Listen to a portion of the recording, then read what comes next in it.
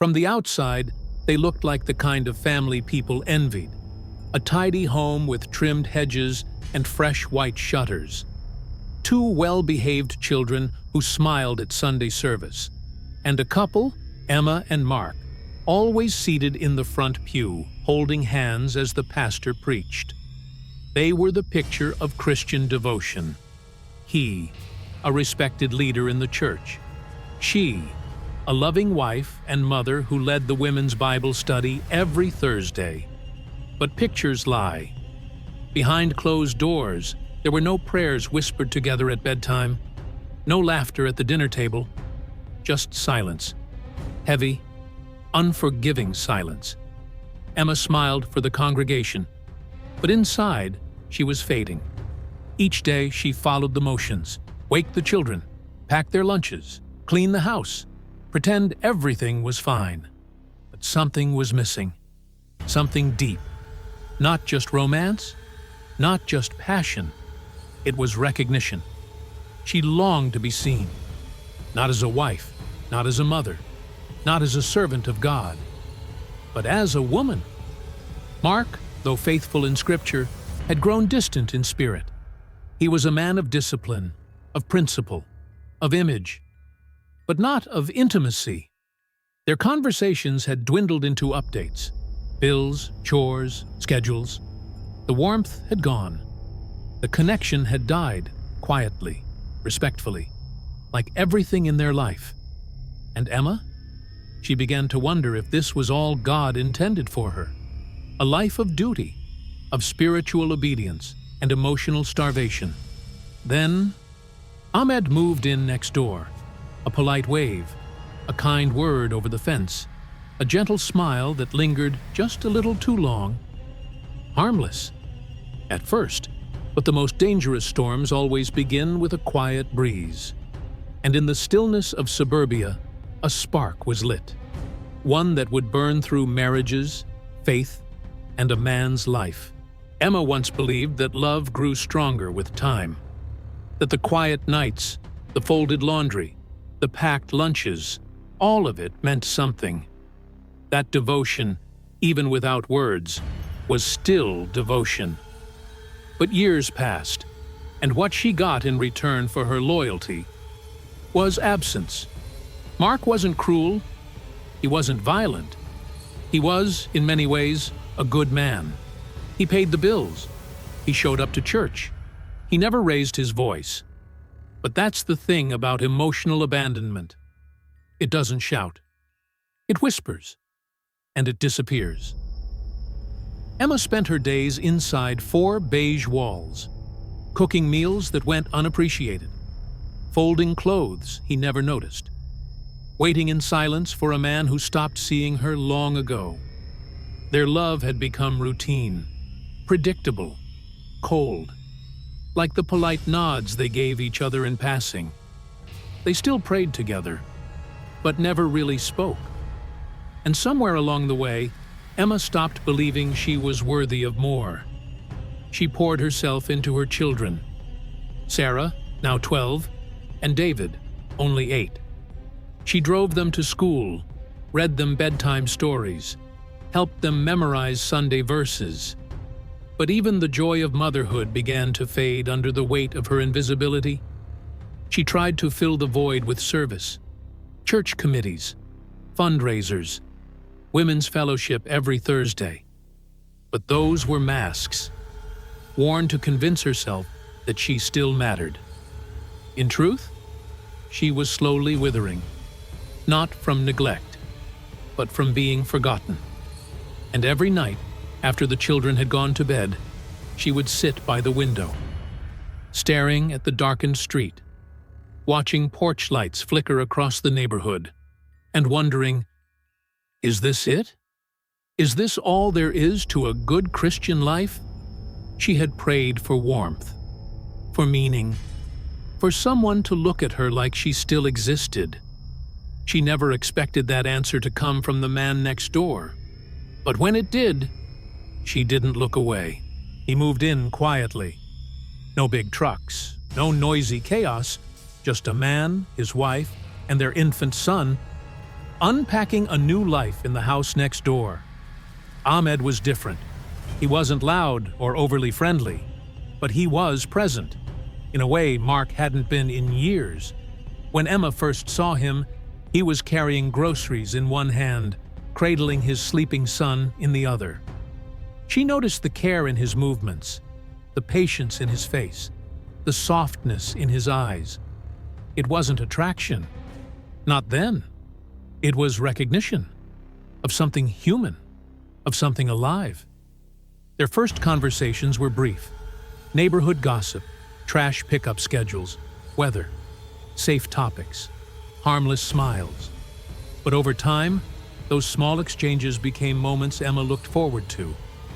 Little bursts of warmth in her otherwise cold routine. Ahmed would laugh, really laugh, when she joked. He listened, not out of obligation, but with intent. He noticed the color of her dress. He remembered her favorite tea.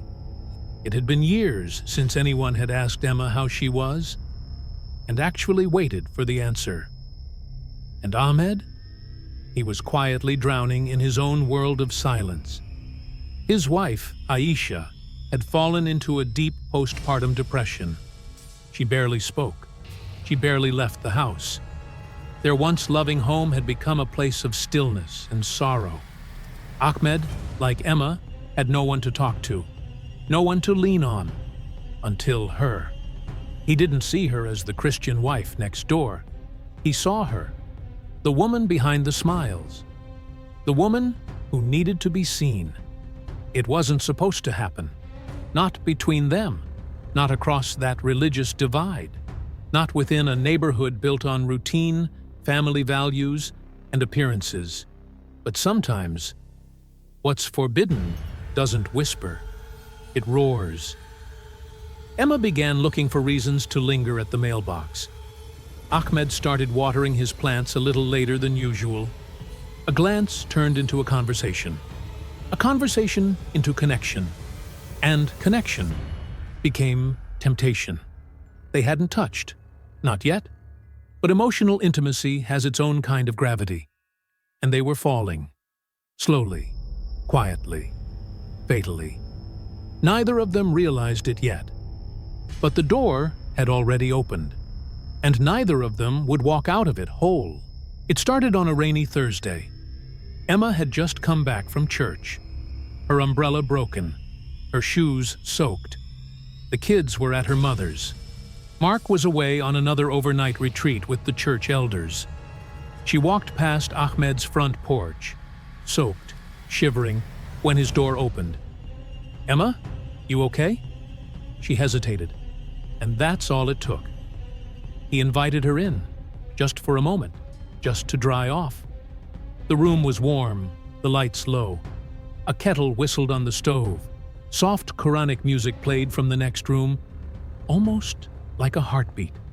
They sat on opposite ends of the couch, not touching, not yet. They talked about the weather, about the kids, about loneliness, about how their homes, once filled with life, now felt like silent prisons. And then, a pause. The kind of silence that only comes when the air shifts, when two people both know something is about to happen, but neither wants to be the one to make it real. Ahmed reached for her hand. Emma didn't pull away. And that was it. The line, the one they had both danced around for months, was gone. That night, nothing graphic happened. No clothes came off. But everything changed. Because once the soul crosses a line, the body follows. In the weeks that followed, the conversations became longer, the glances more daring, the excuses more frequent. She found herself applying lipstick before checking the mail. He started shaving more often, both of them smiling at little nothings, smiles only they understood. The guilt was real, but it was no match for the pull, the intoxicating high of being seen, wanted, heard. Emma started skipping women's prayer group. Ahmed began working from home more. And then, one night, Aisha left town to visit family. The kids were asleep. Emma walked next door. He met her at the door, wordless, the tension between them thick as thunderclouds. She stepped inside, and the door closed behind her. That night, they stopped pretending. No more boundaries, no more self-restraint. Only two people, starving for affection, finally feeding the hunger they had denied too long. But here's the thing about desire. It never ends where you expect it to. What felt like love was the beginning of destruction. And by the time they realized it, someone would be dead.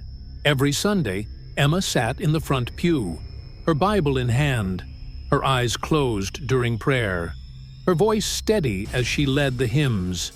She was the portrait of virtue, the devoted wife, the model mother, the faithful Christian woman every other woman in the congregation admired or envied.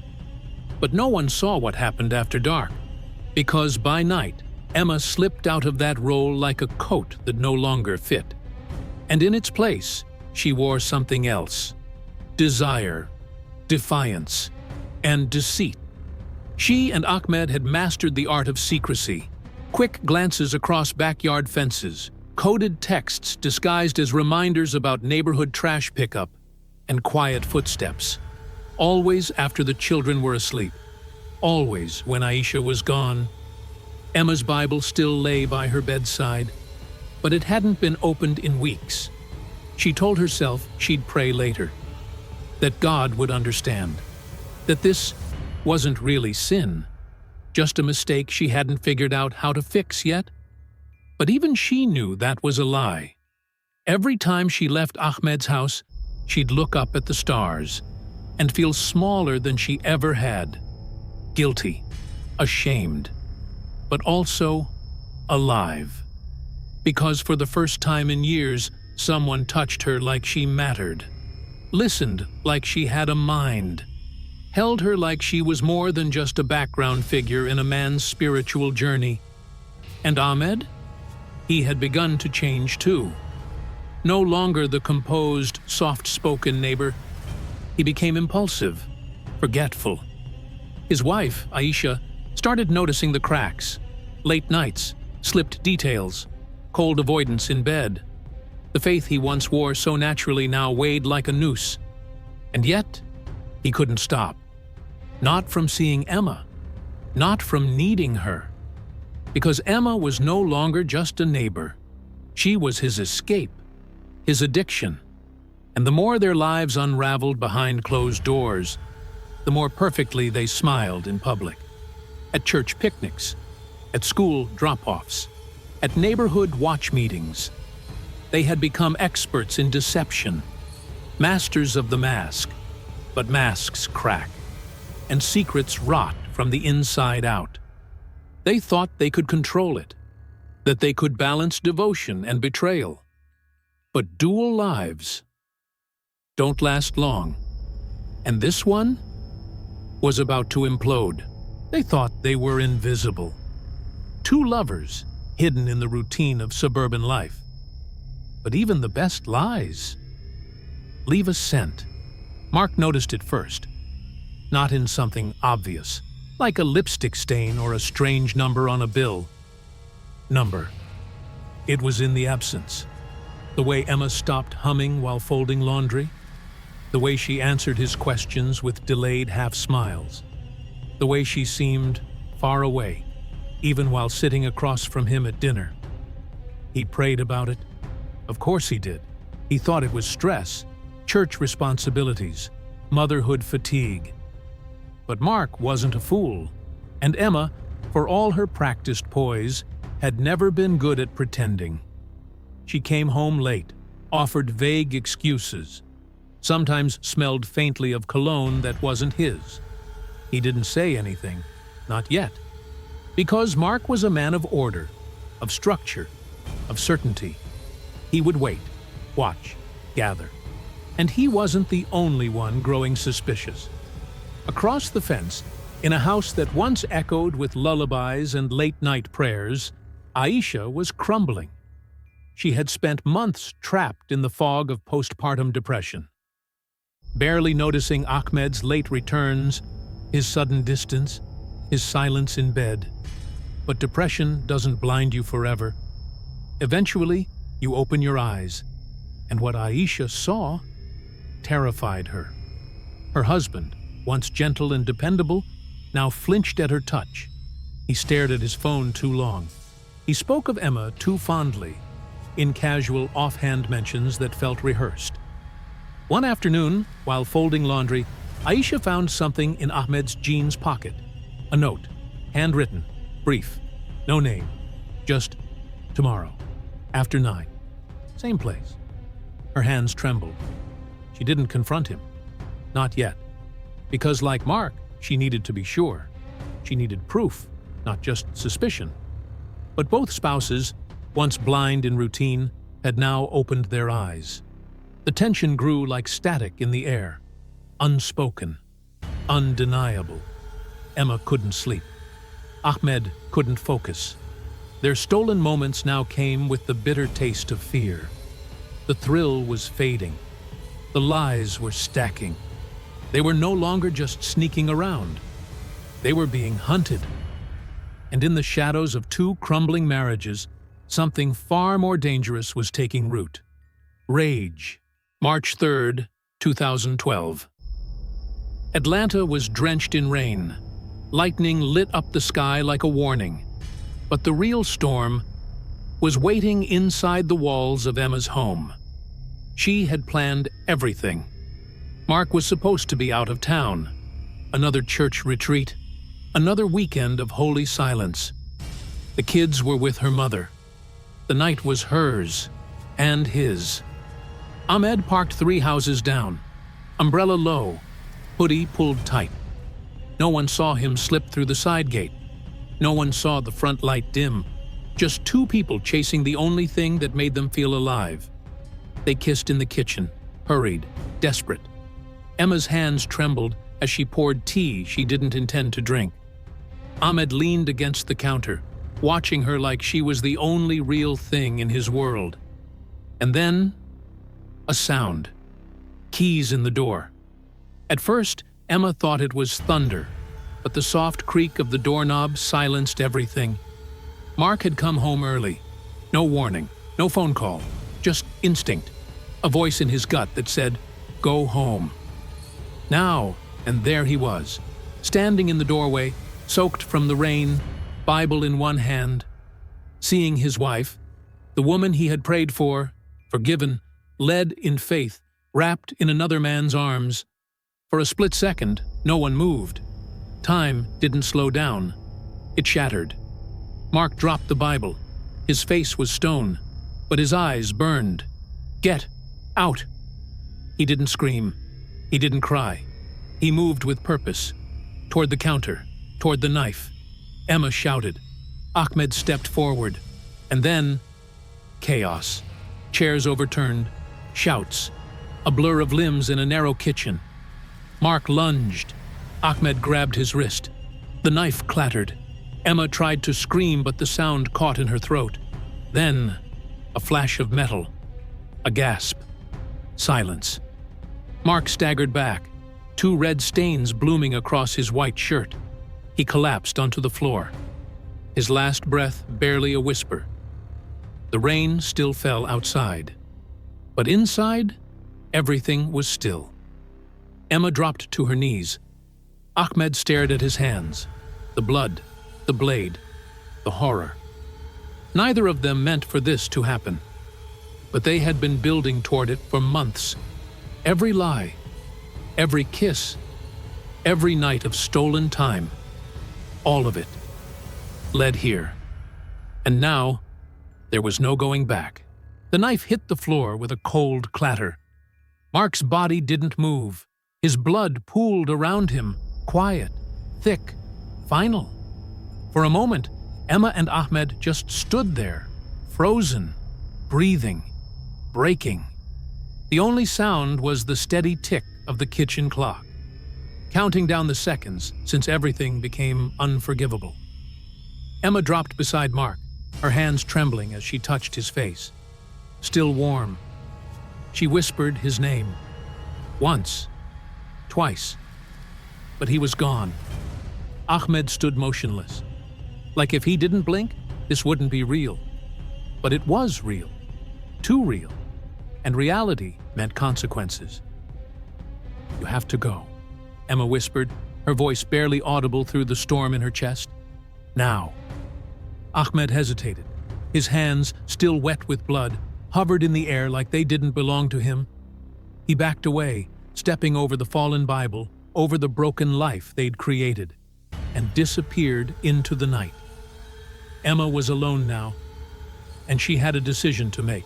She cleaned, as best she could, wiped the counters, changed her dress, opened the window, as if fresh air could erase what had just happened.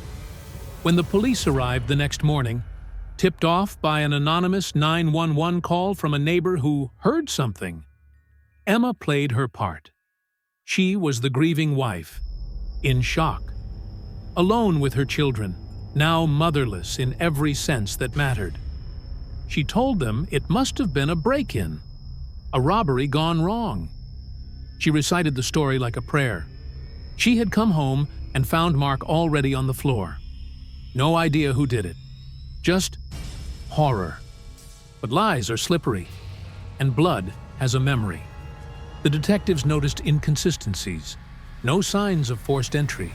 Nothing stolen. Only a life. Taken violently. And Ahmed? He was nowhere to be found.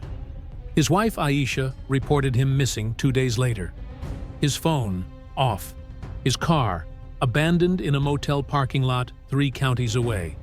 But inside that car, they found a torn scrap of paper. Emma's handwriting. No one can ever know. The case had begun, and so had the unraveling. The trial began on May 15, 2013.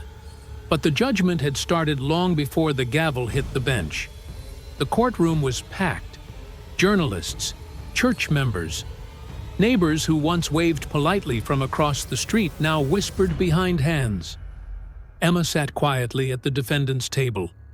The same hands that once folded in prayer, now clasped together in chains of shame. Next to her, Ahmed, hollow-eyed, gaunt. The man who had once made her feel alive, now barely breathing beneath the weight of what they'd done. The prosecution didn't just present evidence. They built a story, a narrative of lust, betrayal, and blood. They spoke of Emma, the faithful Christian wife, who became a liar, an adulterer, and an accomplice to murder.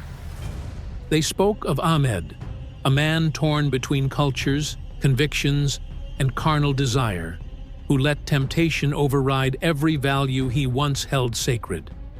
They laid out the affair in chilling detail. The late-night meetings, the carefully timed rendezvous, the coded messages. They showed the kitchen knife, Mark's autopsy photos, Emma's texts, Ahmed's fingerprints. But what they really put on trial was faith. How could a woman who led Sunday school live a life of such deception? How could a man who spoke of honor and prayer end up drenched in his neighbor's blood? Emma wept. Not loud sobs, but the silent kind. The kind that drip like guilt onto the cold floor beneath you. She admitted the affair, admitted the lies.